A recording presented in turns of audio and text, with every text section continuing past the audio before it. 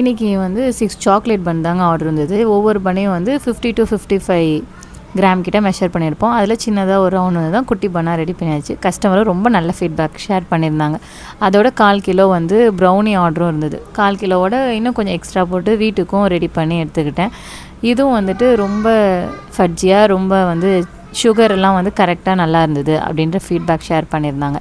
அதோடு சேர்த்து நாளைக்கான சாக்லேட் கேக் ஆர்டருக்கும் வந்து ஸ்பாஞ்ச் ரெடி பண்ணிட்டேன்.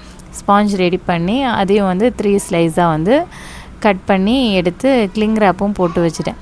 இதோடைய கம்ப்ளீட் பண்ண வீடியோ வந்து நாளைக்கு ஷேர் பண்ணுறேன். ஏன்னா இன்னும் வீடியோ எடுக்கல. க்ரீம் அப்ளை பண்ணிவிட்டு நான் என்ன டிசைன் பண்ண போகிறேன் அப்படின்னு சொல்லிவிட்டு நாளைக்கு ஷேர் பண்ணுறேன். இதை 3 ஈக்குவல் பார்ட்ஸாக கட் பண்ணேன்.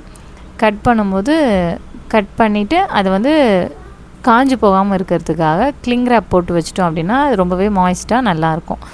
ப்ரௌனிக்குமே அதே மாதிரி தான். கிளிங் ரேப் போட்டோம் அப்படின்னா அந்த ட்ரை ஆகாமல் இருக்கிறதுலேருந்து அது காப்பாற்றும். நெக்ஸ்ட் வீடியோவில் பார்க்கலாம். பாய்.